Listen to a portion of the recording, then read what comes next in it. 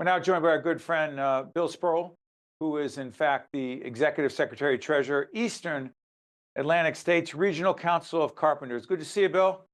Great to see you, Steve. Thanks for having me on the show again. You got it. Remind folks what the Eastern Atlantic States Regional Council of Carpenters is. What's the geographic area we're talking about? So we're 6 states, New Jersey, Pennsylvania, West Virginia, Delaware, Maryland, and the District of Columbia. And the And mission of the organization is? well, we have 44,000 members that are members of the Carpenters here in my region. And our mission is broad-based. We represent those members. We work to find job opportunities for them in the industry. We also oversee the funds, including the training fund that trains the apprentices, as well as it allows journeymen to go back to our training centers for what we call journeyman upgrade classes or recertifications or updating certifications. So there's a lot to it, but it's we're basically the machine behind a large workforce. Let me also say this, that the Carpenters have been a long time underwriters of our programming. I just want to fully disclose that. So let me ask you this. You've talked a lot about mentoring young women in the field of construction. A high priority. What is the initiative and what has been the impact of it? Well, one of the biggest supporters of young women coming into the industry would be the CARP program, which is a pre-apprenticeship program, a carpenter apprenticeship readiness program. And that's a comprehensive 10-week, but not 10 weeks as a whole. It's actually 10 Saturdays. And where we run the CARP programs, and it's for individuals, young folks, whether they're minority, female, Caucasian, but typically it's folks also from underprivileged zip codes within the very urban areas coming in through this program. And it's 10 Saturdays.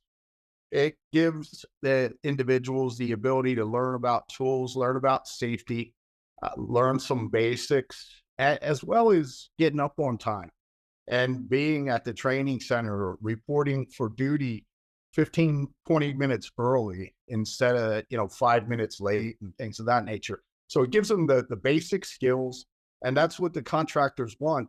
It's all about productivity, and the contractors are in this business to try to make a profit, and every hour counts, every move counts. And if we teach the individuals the right way to do the work, the safe way to do the work, it makes our contractors all the more competitive as well. Well, the other piece of this, we're obviously partnerships. I love when people think they can do things alone, but there's a partnership. We have a lot of partnerships with higher ed institutions, and one of yours is with Rowan University. Talk about that initiative, the bachelor's degree in construction management, because that would not be able to happen if your organization did not partner with an institution of higher learning. Absolutely. We have an MOU with Rowan. A We also have memorandum one of with, understanding. a memorandum of understanding. And basically, it enables apprentices to go ahead and possibly take classes either after they graduate apprenticeship, or they can actually engage while in the apprenticeship program. But what Rowan does is they give our individuals, I think it's like 54 credits towards the associate degree portion of a construction management degree. And then obviously there's a lot of stuff that we do not teach in our training centers that has to be taught at a university or a college. And they enable our apprentices to go ahead and advance their degrees to a full bachelor's degree in construction management. And the course fees are pretty reasonable, Steve.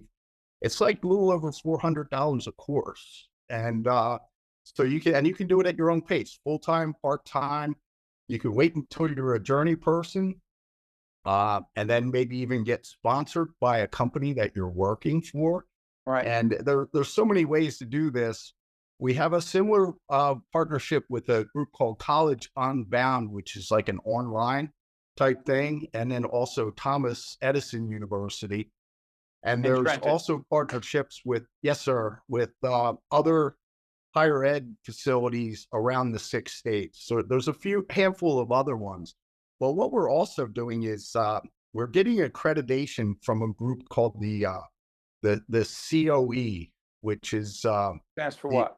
the Council of Occupational Education. What the Okay. heck is that? Well, in order to get our apprenticeship certified by this group, and this is a national group that's actually affiliated with the Department of Education, Okay. and they're in the process of evaluating all of our programs right now, where we will have credits for any higher ed institution within our footprint at the end of this process. We are now like a $75 million training fund, which is a phenomenal amount of money to have, and firepower to be able to train, to be able to invest some of that money and continue to have that fund grow. And it's been a great endeavor, and we look forward to more better things to come with that.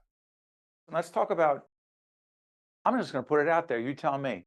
AI and your organization, meaning, and your industry. I know it's early on in the process. What is your sense as to the impact of AI on the carpenters?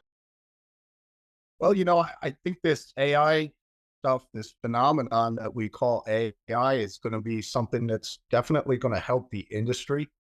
We've seen it here at the regional council where I'll give you a perfect example.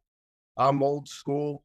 If I have to draft a letter or get some kind of a communication out, I'll bring my administrative assistant in. I'll pull it out of my head, and she types it up, and a few people go ahead and edit something, and then we have a finished product.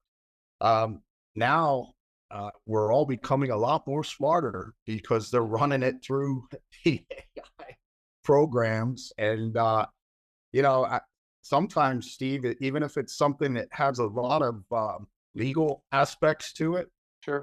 I'm kind of confident where I'm not even sending this off to attorneys for too much review because, and that's just one example, but just imagine how that can affect the construction industry and how they'll be able to troubleshoot problems that exist on projects out there with regards to things with the engineers and the architects and the actual people in the field doing the construction. I think it's going to be able to troubleshoot a lot of things and streamline things and help the process. People think a union, a trade organization, labor stays the way it is, evolving, pivoting, adapting, partnering, and a whole range of other things. Hey, Bill, thank you, my friend. We appreciate you joining us. All the best to you and the other carpenters. Thank you for having me, Steve. Great to see you again. Hope to see you soon in person, sir. You got it. We'll see you next time. Public service is what we do. At the PSEG Foundation, through volunteer hours, partnerships, and our other contributions, we're committed to empowering communities. We work hand in hand with you, our neighbors, to educate young people, support research, environmental sustainability, and equitable opportunities, provide training and other services all over New Jersey and Long Island. Uplifting communities, that's what drives us, the PSEG Foundation. Also brought to you by Delta Dental of New Jersey. We love to see smiles. EJI Excellence in Medicine Awards, a New Jersey Health Foundation program. Congress Hall, a Cape Resorts property. Lincoln Tech. New Jersey Sharing Network. The Port Authority of New York and New Jersey, moving the region through air, land, rail, and sea.